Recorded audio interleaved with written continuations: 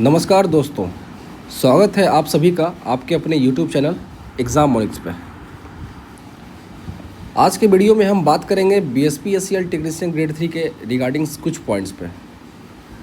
जैसा कि आप लोग पिछले वीडियो में कमेंट किए थे, तो मैं सारा कमेंट सेक्शन का एनालिसिस करता हूँ, फिर उसके आधार पे मैं देखता हूँ कि स्टूडेंट का क्या डाउट है, फिर अगले वीडियो में मैं उसी पे बात करने का कोशिश करता हूँ।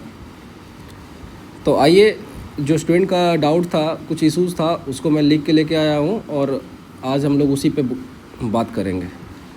एक एक करके हम सभी पॉइंट्स पे बात करते हैं। तो सबसे पहला पॉइंट था कि BSPSCL में नॉर्मलाइजेशन क्यों होता है।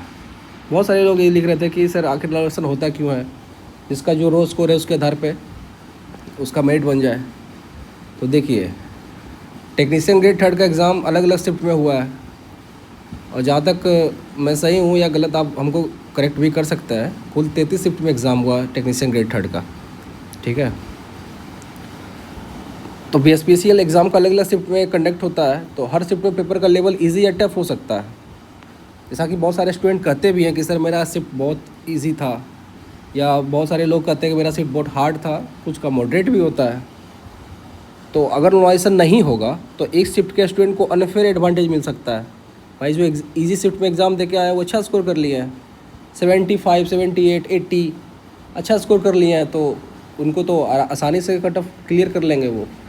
और वही स्टूडेंट जिनका तैयारी भी बहुत अच्छा था, उनको हार्ड शिफ्ट में पेपर आ गया तो उनका स्कोर कम हो गया। तो ऐसे में अगर नॉर्मलाइजेशन नहीं होगा तो फिर अनफेयर हो जाएगा ना स्टूडेंट के बीच में। तो इसी वजह से सभी कैंडिडेट को एक मार्क्स को एक कॉमन स्केल पर लाने के लिए नॉर्मलाइजेशन की प्रोसेस फॉलो की जाती है। ठीक है, एक छोटा सा पॉइंट था, तो उम्मीद करते हैं कि आप समझ गए होंगे कि क्यों होता है नॉर्मलाइजेशन। ठीक है, अब दूसरा पॉइंट है कि नॉर्मलाइजेशन प्रोसेस क्या है। ठीक है, तो इसको सिंपल शब्दों में समझा है तो मार्क्स को मैथमेटिकली एडजस्ट किया जाता है इसमें नॉर्मलाइजेशन प्रोसेस में। इजी शिफ्ट वाले को थोड़ा सा कम करके, या हार्ड शिफ्ट वाले को बढ़ा करके, और मॉडरेट वाले को उससे थोड़ा कम बढ़ा करके मैथमेटिकली एडजस्ट किया जाता है नंबर को। ठीक है, हर शिफ्ट के एवरेज परफॉर्मेंस के हिसाब से स्केलिंग की जाती है। इस प्रोसेस से एक कैंडिडेट के ओरिजिनल मार्क्स थोड़ा बढ़ भी सकते हैं या फिर कम भी हो सकते हैं। ठीक है, आप देख सकते हैं इसमें, जैसे हम यहाँ पे लिख दिए हैं कि जब कोई एग्ज़ाम कई शिफ्टों में होता है तो हर शिफ्ट का पेपर थोड़ा आसान या कठिन हो सकता है। इस वजह से सभी उम्मीदवार को बराबर मौका देने के लिए नॉर्मलाइजेशन का प्रोसेस लाया जाता है। ठीक है, अगर किसी शिफ्ट का पेपर टफ था तो उस शिफ्ट का स्टूडेंट के मार्क्स ऑटोमेटिकली एडजस्ट होकर थोड़ा इंक्रीज़ हो सकते हैं। किन्हीं का इजी था तो उनका रो स्कोर घट सकता है या फिर कांस्टेंट रह सकता है। घटने की संभावना बहुत कम होता है, या तो 0.5 इंक्रीज़ होगा या तो नहीं होगा तो कांस्टेंट रह जाएगा। आप देखिएगा कि जिसका इजी शिफ्ट रहेगा ना, उसका अगर 64 नंबर है तो उसका बढ़ेगा कितना, 64.333 ऐसे करके बढ़ेगा, या नहीं तो 64 भी कांस्टेंट रह सकता है।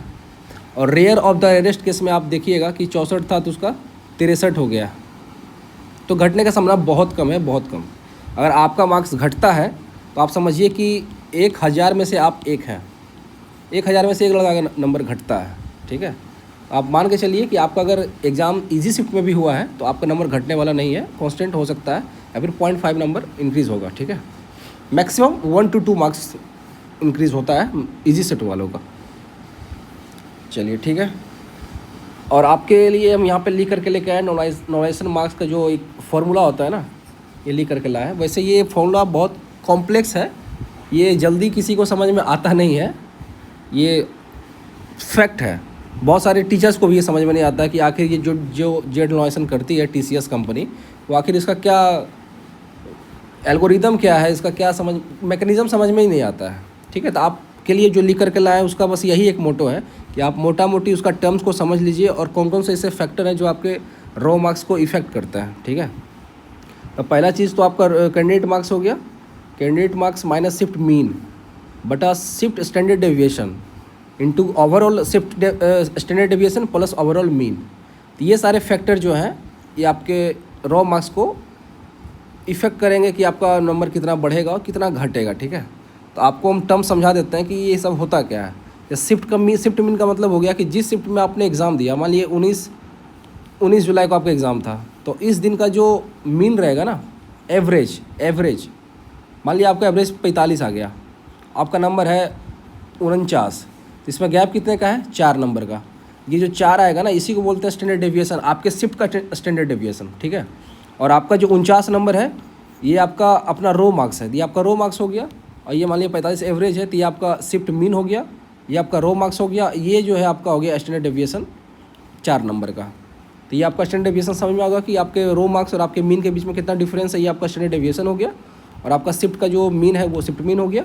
और ओवरऑल शिफ्ट स्टैंडर्ड डेविएशन जो होता है, ओवरऑल स्टैंडर्ड डेविएशन मतलब कुल 33 शिफ्ट में अगर एग्ज़ाम हुआ है, उस पूरे 33 शिफ्ट का अगर एवरेज अगर आप आ रहा है 47 नंबर, ठीक है, और आपका रो मार्क्स है 49 नंबर, तो इसके बीच का जो गैप है ना 2 नंबर, ये 2 जो है, ये 2 गैप जो है वो ओवरऑल स्टैंडर्ड डेविएशन है आपका, ठीक है।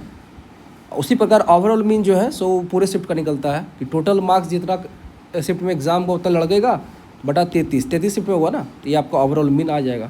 तो ये सारे टर्म्स हैं जो आपके रो मार्क्स को इफ़ेक्ट करेंगे कि आपका नंबर कितना बढ़ेगा और कितना घटेगा। तो ये आप मोटा मोटी मान के चल सकते हैं कि आपका ये फॉर्मूला है जिसके आधार पे आपको नंबर बढ़ेगा या घटेगा, ठीक है। तो चलिए, इस पर बात हो गया एनुअल मार्क्स पे। अब बात करते हैं कि डेट, रियल डेट के बारे में। उसके पहले आप देख लीजिए, आपको और आसानी से समझने के लिए आपको हम लेकर के आए हैं ये एग्ज़ाम्पल। आप चाहें तो देखिए, बहुत सारे लड़कों का ये डाउट है सर कि मेरा नंबर कैसे घटता है बढ़ता है, तो आइए इसको एक बार और समझ लेते हैं बहुत आसान भाषा में। तो चलिए, आपका मान के चलते हैं कि आपका शिफ्ट जो है इजी शिफ्ट में आपने एग्ज़ाम दिया, ठीक है। थोड़ा ध्यान से सुनिएगा। आपका एग्ज़ाम अगर इजी शिफ्ट में पड़ गया और आपका एक फ्रेंड है, उनका टफ शिफ्ट में एग्ज़ाम पड़ा, ठीक है, तो आपका जो इजी शिफ्ट है उसका एवरेज मार्क्स उस शिफ्ट का आया है 72 नंबर, ठीक है। और आपके फ्रेंड ने जो एग्ज़ाम दिया है टफ शिफ्ट में, उनका एवरेज आ गया 60 नंबर, ठीक है। तो यहाँ पर आप गैप देखिए, 12 नंबर का गैप है आपके और आपके फ्रेंड के एवरेज मार्क्स में शिफ्ट का। तो आपका चूँकि एवरेज शिफ्ट था और आपने स्कोर किया 67 नंबर, ठीक है, और आपका दोस्त का भी नंबर आया है 67, लेकिन अंतर क्या है कि आपका शिफ्ट इजी था और आपका दोस्त का शिफ्ट जो है हार्ड था, ठीक है। अब जो नॉर्मलाइजेशन के बाद जो आएगा ना, आपका नंबर 67 से 66 होने का संभावना है। क्यों? क्योंकि आपका शिफ्ट था इजी, ठीक, और आपका दोस्त का जो रॉ स्कोर है वो 67 था, वो फाइनली जो बढ़ करके 70 से 71 हो सकता है। आप यहाँ पे ऐसा नहीं समझिए कि आप 3 से 4 ही नंबर बढ़ रहा है सर, हार्ड था 3 से 4, नहीं, ये एक एग्जांपल के तौर पे बता रहे हैं आपको कि 67 से 70 या 71 हो सकता है। क्यों? क्योंकि उसका शिफ्ट हार्ड था। क्योंकि नंबर आप और आपका फ्रेंड दोनों सेम ही लाया है, लेकिन फिर भी आपका नंबर थोड़ा सा घट जा रहा है या फिर कांस्टेंट रहेगा और आपके फ्रेंड का बढ़ जा रहा है। क्यों? उसका शिफ्ट हार्ड था, आपका शिफ्ट ईजी था। अब आप कहिएगा कि सर शिफ्ट ईजी और हार्ड कैसे आधार मतलब किस बेसिस पे इसको तय किया जाएगा। तो देखिए, आपका भले एग्जाम में क्वेश्चन बहुत हार्ड पूछ रहा हो तो आपको लगेगा कि सर मेरा क्वेश्चन तो अच्छा हार्ड क्वेश्चन था, फिर इसको ईजी कैसे बोल दे रहा। देखिए, इस मैटर नहीं करता कि आपका क्वेश्चन कितना हार्ड था कितना ईजी था। आपके शिफ्ट में एपीयर होने वाले जितने भी लड़के हैं, अगर सारा लड़का अच्छा स्कोर कर गया है, ठीक है, तो जाहिर सी बात है कि आपके शिफ्ट का जो एवरेज है वो बढ़ जाएगा। और अगर एवरेज बढ़ गया तो आपका शिफ्ट को ईजी कंसिडर किया जाएगा, ईजी, ठीक है। और आपके फ्रेंड अगर जिस दिन एग्ज़ाम दे रहे हैं उस दिन मान लिया लड़का अच्छा लड़का नहीं एग्ज़ाम में अपियर हुआ और स्कोर नहीं कर पाया, बाकी का अधिकांश लड़का स्कोर नहीं कर पाया, तो फिर इसमें जाहिर सी बात है कि फिर उसका भी एवरेज क्या हो जाएगा, घट जाएगा, माइनस में चला जाएगा। तो माइनस में चला गया तो एवरेज उसका कम हो गया, तो उस शिफ्ट को माना जाएगा हार्ड। बस यही बेस है कि इजी और हार्ड को मानने का, ठीक है। तो ये थोड़ा सा लक पे भी डिपेंड करता है कि आपका लक थोड़ा मैटर करता ज़रूर है। इस बात को आप ज़रूर मानिए कि आपका लक भी मैटर करता है कि आपका शिफ्ट इजी में आता है या हार्ड में आता है, ठीक है। तो यही था इजी और हार्ड का कॉन्सेप्ट क्या है। अब अगला है रिजल्ट। बहुत सारे बच्चे परेशान हैं कि रिजल्ट कब आएगा, रिजल्ट कब आएगा। तो देखिए, इसका सच्चाई यही है कि अभी तक कोई ऑफिशियली अपडेट नहीं आया है इस चीज़ पर कि कब आपका रिजल्ट आएगा, ठीक है। बहुत सारे चैनल पे बहुत सारे यूट्यूबर बहुत सारे टीचर जो है सो एकदम कंफर्म कर दे रहे हैं कि रिजल्ट आपका 7 सितंबर को आ ही जाएगा, आज ही आ रहा है, आज शाम को ही आ रहा। अब वो तुक्का अगर सही हो जाए तो एक अलग बात है, लेकिन अभी तक कोई ऑफिशियली नोटिफिकेशन या अपडेट कुछ भी नहीं आया है, ठीक है।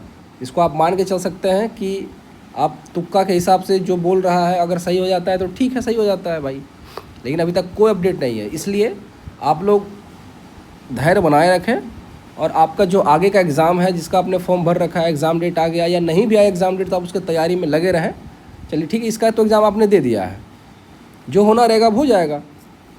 ठीक है, अगर आपको लग रहा है कि मेरा होगा कि नहीं होगा, तो आप मेरे चैनल पे जाकर के देख सकते हैं, मैंने कट ऑफ का वीडियो अपलोड कर चुका है। अगर आप उसके रेंज में हैं तो इसका गारंटी है कि आप 100% सेफ़ है, रिजल्ट जब भी आए सॉरी, रिजल्ट अब 1 महीना बाद भी आए, क्या फ़र्क पड़ता है, आपका रिजल्ट कन्फर्म होने वाला है, एकदम हो जाएगा। आप मेरे पिछले वीडियो में आप जाकर देखिए, कट ऑफ उसके रेंज में अगर आप आ रहे हैं, आप एकदम निश्चिंत रहिए, अपना डॉक्यूमेंट्स तैयार करके उसको रख दीजिए अलमीरा में और आप आगे अपना पढ़ाई करते रहिए। ठीक है, आपका समय बहुत कीमती है और आगे का तैयारी आप करते रहिए।